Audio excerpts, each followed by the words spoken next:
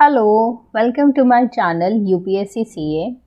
आज जो टॉपिक हम इस वीडियो में डिस्कस करने वाले हैं वो है इलेक्टोरल बॉन्ड स्कीम। अब ये स्कीम आपकी न्यूज़ में इसीलिए आई है क्योंकि सुप्रीम कोर्ट ने कहा है कि जो पेटिशंस इस स्कीम को चैलेंज कर रही हैं अब उन्हें सुप्रीम कोर्ट सुनेगा फ्रॉम 31 अक्टूबर। ठीक है। अब ये जो स्कीम है बेसिकली 2018 में इसे इंट्रोड्यूस करा गया था एंड इस स्कीम के थ्रू जो मनी है उसे आप कोई भी इंडिविजुअल या एंटिटी डोनेट कर सकता है टू द पॉलिटिकल पार्टीज। ठीक है। एंड जो ये स्कीम है इसे चैलेंज किया गया है by 2 NGOs, common cause and association for democratic returns. सबसे पहले देख लेते हैं कि ये स्कीम क्या है। इस स्कीम को अनाउंस किया गया था इन 2017 यूनियन बजट एंड ये जो आपकी स्कीम इंट्रोड्यूस की गई थी ये scheme as a finance bill introduce की गई थी। ठीक है। एंड इसे इम्प्लीमेंट किया गया है फ्रॉम 2018।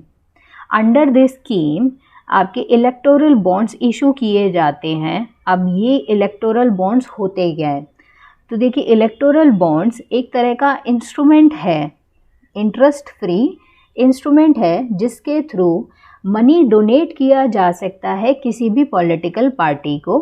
एंड ये जो डोनेशन है आपकी जो डोनर करेगा वो एनोनिमसली कर सकता है। ठीक है। इसका मतलब आपके डोनर या कोई भी इंडिविजुअल हो सकता है या कोई भी एंटिटी हो सकता है जो रजिस्टर्ड पॉलिटिकल पार्टी को ये मनी आपका डोनेट करेगा अपनी पहचान बिना बताए। ठीक है। छुपा कर करेगा, आपको नहीं पता होगा कि कौन डोनर है। अब हम बात करते हैं कि ये जो आपके इलेक्टोरल बॉन्ड्स हैं इन्हें जो बेचा जाता है, सोल्ड किया जाता है, वो आपके फिक्स किया हुआ है कि किस मल्टीपल्स में बेचा जाएगा। ऐसे नहीं कहीं जाके आपको 1 रुपये का इलेक्टोरल बॉन्ड दे दो, 2 रुपये का दे दो, ऐसा नहीं है।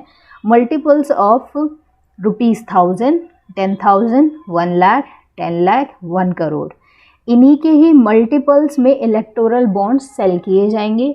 एंड ये आप खरीद कहाँ से सकते हैं? ये आपको मिल सकते हैं SBI की ब्रांचेस से, जो भी ऑथराइज्ड आपकी ब्रांचेस हैं SBI की, वहाँ से आप इन बॉन्ड्स को खरीद सकते हैं। ठीक है। एंड जो डोनर है, मान लीजिए आपका जो डोनर है वो आपका 10 लाख रुपए की अमाउंट डोनेट करना चाहता है तो वो वाया कैश करेगा या फिर डिजिटल ट्रांजेक्शन्स होंगी। इस स्कीम के under via cheque and digital mechanism के थ्रू आपका जो इलेक्टोरल बॉन्ड खरीदा जाएगा। ठीक है। यहाँ पर कैश अलाउड नहीं है। ऐसा नहीं होगा आप SBI की ब्रांच में जाएंगे और 1000 रुपये का नोट पकड़ाकर कैश देकर आप कहें कि लो भाई हमें वो इलेक्टोरल बॉन्ड दे दो। ठीक है। ऐसा नहीं होगा। डिजिटल मैकेनिज्म या वाया चेक ही आपको पेमेंट करनी होगी डोनर को, तभी SBI ब्रांच से उसको इलेक्टोरल बॉन्ड मिलेगा। ये याद रखिएगा कि इस स्कीम के अंडर आपको बॉन्ड अगर खरीदना है तो वो आपको सिर्फ और सिर्फ SBI की ब्रांचेस में ही मिलेगा, ऑथराइज्ड SBI की ब्रांचेस में, और किसी और बैंक की ब्रांच में इलेक्टोरल बॉन्ड्स आप नहीं खरीद सकते हो। ठीक है। अब जो पॉलिटिकल पार्टीज़ हैं उनकी बात करते हैं जिन्हें पैसा मिल रहा है। इस स्कीम के अंडर जिन पॉलिटिकल पार्टीज़ को ये पैसा मिल रहा है उन्हें इसे एनकैश करने के लिए वो क्या अपने जो पैसा उन्हें बॉन्ड के थ्रू मिला है उसे अपने अकाउंट में भी तो डलवाना होगा ना। वो जो एनकैश करने के लिए उन्हें एक टाइम पीरियड दिया गया है फिक्स 15 डेज़ का, कि विद इन 15 डेज़ जैसे ही आपको इलेक्टोरल बॉन्ड रिसीव हुआ है उसी 15 डेज़ के अंडर अगर आपने उसे एनकैश करा लिया अपने बैंक अकाउंट के अंदर, जो ऑथराइज्ड बैंक अकाउंट है पॉलिटिकल पार्टी का, उसके अंदर आपने पैसे डलवा लिए तब तो ठीक है। ठीक है। अगर आपने ऐसा नहीं किया तो वो जो पैसा है वो चला जाएगा प्राइम मिनिस्टर्स रिलीफ फंड के अंदर, वो पैसा चला जाएगा विद इन 15 डेज़ अगर आपने एनकैश नहीं करवाया तो। ठीक है। SBI उस पैसे को कहाँ डाल देगा? प्राइम मिनिस्टर्स रिलीफ फंड के अंदर डाल देगा। ठीक। अब बात करते हैं पॉलिटिकल पार्टीज़ को भी पैसा मिला है तो क्या कर सकते हो? पॉलिटिकल पार्टीज़ अपने इलेक्टोरल एक्सपेंसेस में उस फंडेड पैसे को यूज़ कर सकती है। ठीक है। अगर उन्होंने एनकैश करा लिया है तो। अब क्या कोई लिमिट है कि कोई भी परचेज़र जो भी डोनर है वो कितने इलेक्टोरल बॉन्ड ले सकता है, नंबर क्या फिक्स किया हुआ है? तो कह रहे हैं कि कोई भी लिमिट नहीं है, नंबर ऑफ बॉन्ड्स जितने चाहे कोई भी इंडिविजुअल कंपनी परचेज कर सकता है, उसके ऊपर कोई लिमिट नहीं है। ठीक। सो अगर हम बात करें कुछ स्पेसिफिक छोटी बातें जो आपको याद रखनी है, वो क्या कि आपका जो ये बॉन्ड है, ये आपका ऑन डिमांड और इंटरेस्ट फ्री होगा। ठीक है, इलेक्टोरल बॉन्ड्स क्या रहेंगे? On demand and interest free होंगे। एंड इसे आपका परचेज कर सकता है कोई भी इंडियन सिटीजन या एंटिटी जो इंडिया में एस्टेब्लिश हो एंटिटी। ठीक है, एंड इसे आप कोई भी इंडिविजुअल खरीद सकते हो या फिर किसी के साथ, मतलब जॉइंटली भी आप इसको खरीद सकते हो। अब हम बात करते हैं कि कौन कौन सी आपकी पॉलिटिकल पार्टीज़ हैं जो एलिजिबल हैं कि भाई वो इस इलेक्टोरल बॉन्ड के थ्रू डोनेशंस रिसीव कर सकती हैं। सो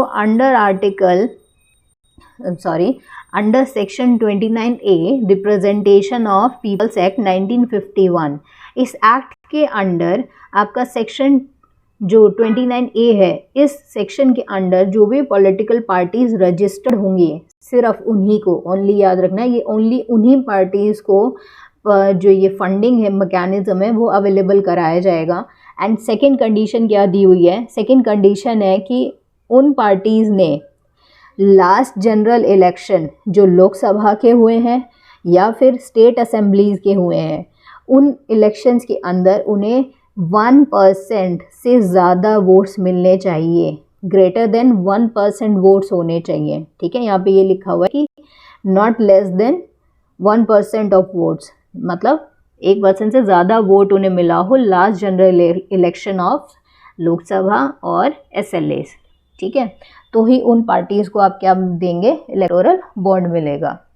सो एम क्या हुआ इस स्कीम का? इस स्कीम की कोशिश है कि ये ट्रांसपेरेंसी एंड अकाउंटेबिलिटी लाएगी। अब ट्रांसपेरेंसी एंड अकाउंटेबिलिटी कैसे आ रही है स्कीम के थ्रू? क्योंकि इस स्कीम के अंडर बोला हुआ है कि जो पार्टीज़ हैं उन्हें डिस्क्लोज़ करना होगा अपना bank account with the election commission of India. Second, जो भी डोनेशंस इन पार्टीज़ को मिलेगी वो थ्रू बैंकिंग चैनल्स आएगी, इससे आपको ट्रांसपेरेंसी रहेगी, मतलब आपको पता रहेगा कि कोई भी पर्टिकुलर पार्टी है उसको पैसा कहाँ से आया, क्योंकि आपके पास बैंक के ट्रांजेक्शन्स हैं। एंड बैंक के ट्रांजेक्शन्स तो आपको पता है, उसमें आपका जो सोर्स है जहाँ से पैसा इनिशिएट हुआ है, डोनेट हुआ है, वो भी पता चलता है। तो कंप्लीट ट्रांसपेरेंसी है कि कहाँ से पैसा आ रहा है और किसको जा रहा है। ठीक है, एंड जो पॉलिटिकल पार्टीज़ हैं उनको भी बोला गया है कि आपको एक्सप्लेन करना होगा कि आपने जो फंड रिसीव किया है उसको कहाँ यूटिलाइज़ कर रहा है। ठीक है, सो इसके थ्रू क्या होगा? ट्रांसपेरेंसी आएगी। अब इसके बेनिफिट क्या होंगे इस स्कीम के, अगर हम ओवरऑल देख सकते हैं तो पहला तो यही है, ट्रांसपेरेंसी आपकी इंक्रीज़ होती है कि किस तरीके से पॉलिटिकल पार्टीज़ को फंडिंग हो रही है, कहाँ से पैसा आ रहा है। ठीक है, सेकंड आपकी अकाउंटेबिलिटी भी आपकी एनहेंस होती है। वो कैसे? क्योंकि आपकी जो पॉलिटिकल पार्टीज़ हैं उन्हें जो भी डोनेशंस मिली है उनका यूटिलाइजेशन उन्होंने कहाँ किया है वो उन्हें डिस्क्लोज़ करना होगा। सेकंड, आपका जो भी कैश ट्रांजैक्शंस पहले होती थी, पहले क्या होता था, पॉलिटिकल पार्टीज़ को जो भी पैसा आना होता है वो उन्हें कैश में कोई भी कैसे भी मिल जाता था। ठीक है, उन्हें दे देता था, डोनेट कर देता था। तो उसमें क्या है, हम सोर्स नहीं पता कर सकते कि पैसा कैसा है, क्योंकि भाई ये मनी लॉन्ड्रिंग का केस तो नहीं है या किसी और इलीगल आपके एक्टिविटी की वजह से ये पैसा तो नहीं मिल रहा है इन पॉलिटिकल पार्टीज़ को। सो इस तरह की जो कैश ट्रांजैक्शंस हैं उसको डिस्करेज किया गया है। ठीक है, नेक्स्ट आपका जो डोनर है उसकी जो पहचान है वो भी नहीं बताई जाती, तो वो भी आपकी प्रिजर्व हो गई। प्राइवेसी आप कह सकते हो इंश्योर हो कर दी एक तरीके से। लेकिन अगर हम बात करें क्या मतलब बेसिक इसका रैशनल था जो इस स्कीम को लेकर आए गए। सो उस टाइम पे 2017 में जो फाइनेंस मिनिस्टर थे हमारे अरुण जेटली जी, उन्होंने बोला बजट स्पीच के अंदर कि देखो 70 साल हो गए हमें इंडिपेंडेंट हुए, लेकिन आज भी इस कंट्री में ऐसा कोई भी मेथड नहीं है, ट्रांसपेरेंट सा मेथड नहीं है जिससे कि कोई भी जो पॉलिटिकल पार्टी है उसकी फंडिंग के बारे में हम जान सकें। और अगर पॉलिटिकल पार्टीज़ की फंडिंग ट्रांसपेरेंट ना हो, ठीक है, तो आप अपने सिस्टम जो अपना फ्री एंड फेयर इलेक्शन का जो सिस्टम है उसे आप इंश्योर नहीं कर सकते हो, इलेक्शंस आपके फ्री एंड फेयर नहीं होंगे। ठीक है, सो उस वक्त उन्होंने कहा था कि जो पॉलिटिकल पार्टीज़ है ना, वो आपके एनोनिमस डोनेशंस की वजह से बहुत सारा पैसा है ना उनको मिलता रहता है, ठीक है, और जो वो दिखाते हैं कैश में, ठीक है, और कैश में आपको पता है कि सोर्स का पता ही नहीं चलता कि ये पैसा कहाँ से आया है। सो आपको जब सोर्स नहीं पता मनी का, तो पॉलिटिकल पार्टीज़ को वो कैश आपका वाया इलीगल एक्टिविटीज़ के आया है, तो उस चीज़ को भी आप कोई चेक नहीं कर सकते हो, ठीक है। सो उस वक्त उन्होंने कहा था कि हमें ज़रूरत है कि जो पॉलिटिकल फंडिंग हो रही है ना इंडिया में, इस सिस्टम को क्लीन करने की ज़रूरत है। इसीलिए उन्होंने कहा कि हम इलेक्टोरल बॉन्ड स्कीम लाना चाहते हैं, जिससे कि आपकी पॉलिटिकल पार्टीज़ की जो फंडिंग है वो क्लियर हो जाएगी, ठीक है। तो उस टाइम पे उन्होंने 2 मेन चेंजेस प्रपोज किए थे। क्या क्या किया था? सबसे पहला उन्होंने बोला था कि जो पॉलिटिकल पार्टीज़ को कैश में पैसा मिलता है ना एनोनिमस सोर्सेज से जो मिलता है, जिसकी कोई पहचान नहीं कहाँ से आया है, उस अमाउंट को उन्होंने बोला कि हम 20,000 से 2,000 रुपये कर देते हैं, कैश सिर्फ 2,000 तक का कर देता है, जो पॉलिटिकल पार्टीज एक्सेप्ट कर सकती है एनोनिमस सोर्सेज से। फिर उसके बाद सेकेंड उन्होंने प्रपोज किया कि क्यों ना हम जो ये इलेक्टोरल बॉन्ड्स हैं उन्हें इस तरीके से इंट्रोड्यूस करें कि जो आपकी फंडिंग मैकेनिज़्म है वो आपका और ज़्यादा ट्रांसपेरेंट हो जाए, ठीक है। सो ये 2 मेन चेंजेस उन्होंने ये प्रपोज किए थे उस टाइम पर। फिर लेकिन हुआ क्या कि ये जो आपकी स्कीम है, इसके इंट्रोडक्शन के बाद एक नोटिफिकेशन के थ्रू ये बोल दिया गया कि कोई भी individual, group of individual, NGOs, religious या अदर ट्रस्ट आपके डोनेट कर सकते हैं इलेक्टोरल बॉन्ड के through without disclosing their details. मतलब एनोनिमस ही दे रहे हो, अब भी तो आपका डोनर एनोनिमस है, आपको नहीं पता किसने दिया है, ठीक है। सो अब जो क्रिटिसिज्म इस स्कीम को फेस करना पड़ रहा है, लेट अस सी वो क्या क्या है, ठीक है, क्योंकि जो ये क्रिटिसिज्म है ये प्रैक्टिकल बेसिस पे दिया गया है। सबसे पहला जो लीगली भी चैलेंज इन्होंने किया है, क्रिटिसिज्म जो इन्होंने बोल के अपना लीगली आर्ग्यूमेंट पेश किया है, वो ये है कि ये कहा गया है कि इस स्कीम के अंदर, इस स्कीम को लाया गया था कि जो फंडिंग है वो ट्रांसपेरेंट हो सके, ठीक है, लेकिन कह रहे हैं कि ये जो आपका फंडिंग सिस्टम है ना बहुत ही ऑब्सक्योर सा है, क्योंकि यहाँ पर कोई भी अथॉरिटी नहीं है जो चेक लगा रही हो कि कितना पैसा आ रहा है, क्यों आ रहा है, कहाँ से आ रहा है, किस सोर्स के थ्रू आ रहा है, इस तरह की कोई चेक करने वाली इस पर अथॉरिटी तो अपने रखी नहीं। सो इस बेस पे पहला आर्ग्यूमेंट इन्होंने ये दिया। दूसरा आर्ग्यूमेंट ये दिया गया है कि देखो यहाँ पर कोई भी लिमिट नहीं लगाई आपने कि कितना एक कंपनी किसी भी पॉलिटिकल पार्टी को डोनेट कर सकती है। ये लिमिट पहले थी, पहले क्या थी लिमिट कि पिछले 3 साल में किसी भी कंपनी का जो नेट प्रॉफिट रहा है उसका एवरेज, नेट प्रॉफिट का जो एवरेज है उसका 7.5% कोई भी कंपनी पॉलिटिकल पार्टी को डोनेट कर सकती थी, ठीक है, ये लिमिट थी। लेकिन गवर्नमेंट ने क्या किया, कंपनीज एक्ट 2013 को क्या कर दिया, अमेंड कर दिया, एंड इसकी जो ये लिमिट थी इसको रिमूव कर दिया, ये लिमिट ही ख़त्म कर दी, ठीक है। तो जिसकी वजह से क्या हो रहा है कि अब आपका जो कॉरपोरेट सेक्टर है ना, जो ये आपकी कंपनीज वगैरह है, वो आपकी पॉलिटिकल पार्टीज़ को अनलिमिटेड पैसा दे सकती हैं। अब कोई भी आपको पता है कि कोई भी कंपनी अगर पैसा दे रही है किसी भी पॉलिटिकल पार्टी को, तो एजेंडा क्या रहेगा कि वो अपना जो इंटरेस्ट है उसको प्रिजर्व करना चाहेगी। लोगों का क्या ज़रूरत है, लोगों की क्या ज़रूरतें हैं, क्या उनके राइट्स हैं, उनको तो ध्यान नहीं दिया जाएगा ना।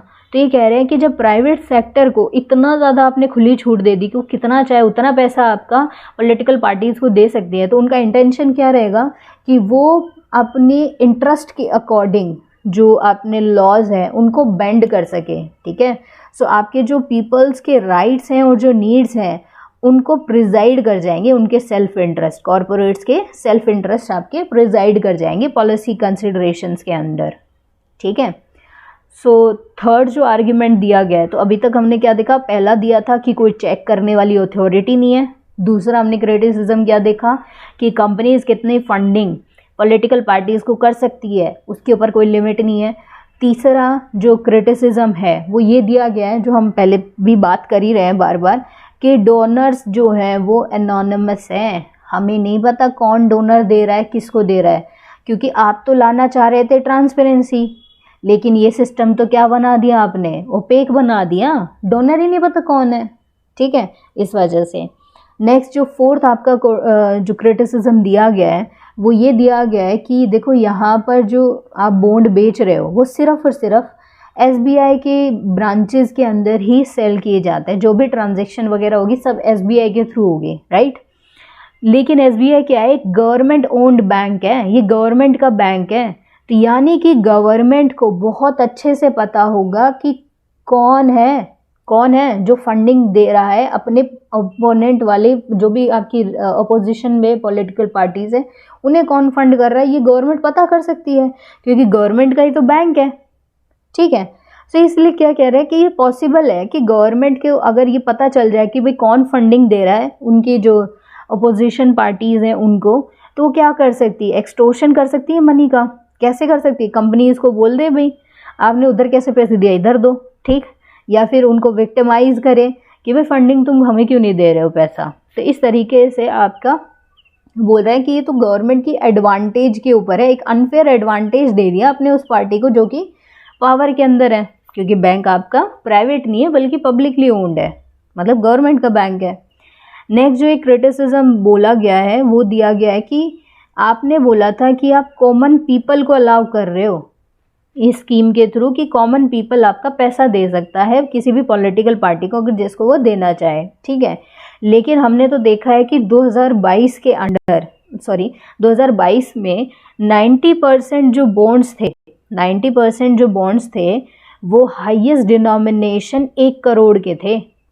मतलब कॉमन पीपल पैसा नहीं दे रहा आपको, तो बहुत बड़े बड़े लोग पैसा दे रहे हैं आपके लिए, तो एक ये ट्रांसपेरेंट सा तरीका हो गया जिससे कि बड़े बड़े लोग आराम से आपको फंडिंग कर सकते हैं। कॉमन पीपल के लिए लाना चाहे तो कॉमन पीपल तो कर ही नहीं रहा क्योंकि हाईएस्ट डिनोमिनेशन के बॉन्ड बेचे गए हैं 90% से ज़्यादा, सो कॉमन पीपल का इन्वॉल्वमेंट तो हुआ ही नहीं, ठीक।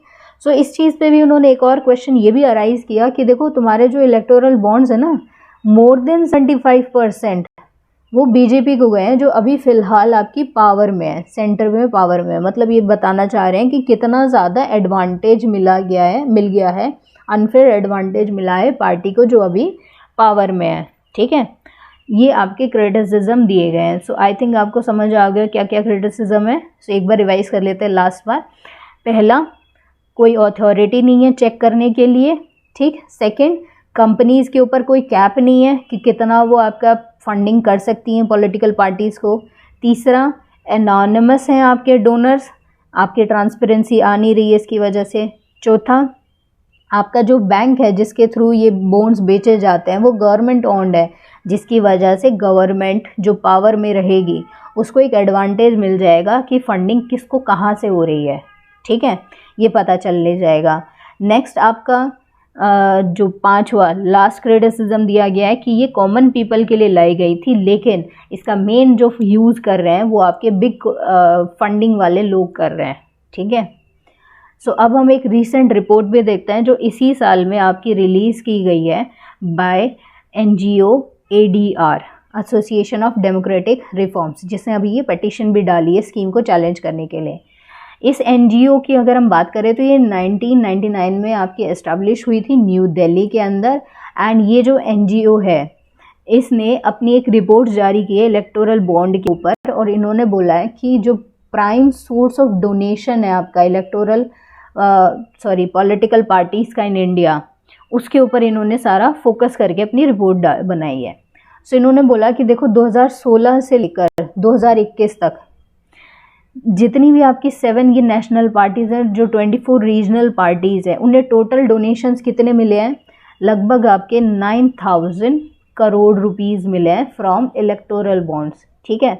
एंड ज़्यादातर ये जो डोनेशंस गए हैं ये गए हैं through anonymous electoral bonds, direct corporate donations या contribution for MP MLA meetings, morchas and collection by the party units. सबसे ज़्यादा पैसा इसके थ्रू जा रहा है आपका पॉलिटिकल पार्टीज़ को। सो जो की पॉइंट्स इन्होंने अपनी रिपोर्ट के अंदर हाईलाइट किए हैं वो क्या है, देखो ये जो रिपोर्ट में आपको हाईलाइट किया है ना, इस चीज़ को आप स्कीम की क्रिटिकल एनालिसिस में डाल सकते हो, ठीक है। मतलब कि नेगेटिव शो करने के लिए आप इस इस रिपोर्ट की जो आपकी की हाईलाइट्स है इनको कोट कर सकते हो आप, ठीक है। सो सबसे पहला बोला गया कि आपके जो डोनेशंस एंड फंडिंग सोर्सेज हैं उसको अगर हम देखें तो उन्होंने बोला कि देखो 2019-20 के अंदर जब आपके जनरल इलेक्शंस होने वाले थे लोकसभा के, उस टाइम पर सबसे ज़्यादा डोनेशंस दी गई हैं, हाईएस्ट डोनेशन हुई है इस टाइम पीरियड के अंदर, ठीक है, जो लगभग आपकी 3000 करोड़ के आसपास की हैं, ठीक है, थ्रू इलेक्टोरल बॉन्ड्स। एंड जो आपके 2021-22 वाला साल की अगर हम बात करें, जब आपके असेंबली इलेक्शंस होने वाले थे, तो तब भी आपके मैक्सिमम डोनेशंस देखे गए हैं, लगभग आपके ये 2600 करोड़ के आसपास, ठीक है। मतलब आप इन दोनों पॉइंट से ये कंक्लूड कर सकते हो कि जब जब आपका इलेक्शन ईयर आएगा, इलेक्शन ईयर के अंडर, इलेक्शन ईयर जब भी होगा तो उस टाइम पे डोनेशंस मैक्सिमम जाते हैं थ्रू इलेक्टोरल बॉन्ड्स, ठीक है। एंड अब हम बात करें कि जो ये आपके पैसा है पॉलिटिकल पार्टीज़ को मिल रहा है, कितना परसेंट किस सोर्स के थ्रू मिल रहा है, तो कहते हैं देखो 55% के आसपास, मतलब ये लगभग 56% ही हो गया, ये मिलता है इलेक्टोरल बॉन्ड्स के थ्रू, 28% के आसपास मिलता है कॉरपोरेट सेक्टर के थ्रू एंड 16% मिलता है फ्रॉम अदर सोर्सेज। सो ये कह रहे हैं कि अगर आप इस चीज़ डाटा को एनालाइज करो तो मैक्सिमम जो प्रॉफिट हो रहा है, जो आपको डोनेशंस मिल रहे हैं पॉलिटिकल पार्टीज़ को, एनोनिमस पैसा जो आ रहा है वो 56% के आसपास इलेक्टोरल बॉन्ड्स के थ्रू आ रहा है, ठीक है। नेक्स्ट उन्होंने एनालाइज किया नेशनल पार्टीज़ को। नेशनल पार्टीज़ की फंडिंग को देखकर उन्होंने कहा कि देखो 2017-18 जो फाइनेंशियल ईयर्स है, यहाँ से लेकर 2021-22 वाला जो फाइनेंशियल ईयर है, इस टाइम पीरियड के अगर आप देखो ना, तो नेशनल पार्टीज़ को जो डोनेशंस गई हैं, इलेक्टोरल बॉन्ड डोनेशंस गई हैं, वो 743% इंक्रीज़ हुई हैं। इतना लार्ज इंक्रीज़ हुआ है। और अभी हम बात कर ही रहे हैं इलेक्टोरल बॉन्ड्स कैसे हैं, आपके एनोनिमस हैं। नेक्स्ट आपकी कॉर्पोरेट डोनेशंस की बात करें तो उन्होंने बोला कॉर्पोरेट जो डोनेशंस है वो भी इंक्रीज हुए हैं, लेकिन वो कितने हुए हैं, 48%। देखो इस नंबर के सामने आपको लग सकता है कि बहुत कम नंबर है, लेकिन जब करोड़ों में बात हो रही है तो 48% सोचो कितना ज़्यादा पैसा होता है, ठीक है। तो उन्होंने बोला कि ये फंडिंग आपकी जा रही है नेशनल पार्टीज़ को। नेक्स्ट रीजनल पार्टी की अगर हम बात करें तो उन्होंने बोला कि देखो रीजनल पार्टीज़ को जो इलेक्टोरल बॉन्ड के थ्रू पैसा मिल रहा है उसमें भी इंक्रीज़ हुआ है। ऐसा नहीं है कि रीजनल पार्टीज़ को पैसा नहीं मिलता, सिर्फ नेशनल को मिलता है, नहीं, दोनों पार्टीज़ को मिलता है, ठीक है। एंड उन्होंने बोला देखो अगर जो पार्टीज़ आपकी पावर में है उनकी अगर हम बात करें तो बोला कि सबसे ज़्यादा जो डोनेशंस आपकी गई हैं वो आपकी बीजेपी को गई हैं, जो अभी सेंटर के अंदर पावर में है, ठीक है। सो मोर देन आपका 52% जो बीजेपी की टोटल डोनेशंस हैं वो थ्रू इलेक्टोरल बॉन्ड्स हैं। सबसे ज़्यादा उन्हें इलेक्टोरल बॉन्ड्स के थ्रू पैसा मिला है। Second highest electoral bond donation Congress को मिली है एंड थर्ड हाईएस्ट आपकी तृणमूल कांग्रेस को दी गई है, ठीक है। सो ये था आपका एडीआर की रिपोर्ट। मैंने पूरा कंपाइल करने की कोशिश की स्कीम का, ताकि आप क्रिटिकल एनालिसिस के क्वेश्चंस को भी डील कर सके। आई होप आपके लिए थोड़ा यूज़फुल रहा होगा एंड मिलते हैं नेक्स्ट टॉपिक में। Until then keep studying, bye.